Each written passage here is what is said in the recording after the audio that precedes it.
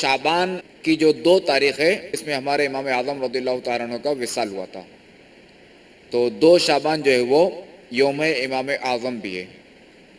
تو آئیے امام اعظم رضی اللہ تعالیٰ عنہ کے حوالے سے ان کی سیرت کے متعلق کچھ سنتے ہیں۔ امام اعظم ابو حنیفہ کا نام نامی نعمان ہے، آپ کا نام نعمان ہے، اور آپ کے والد صاحب کا نام ثابت ہے، اور آپ کی کنیت ابو حنیفہ ہے۔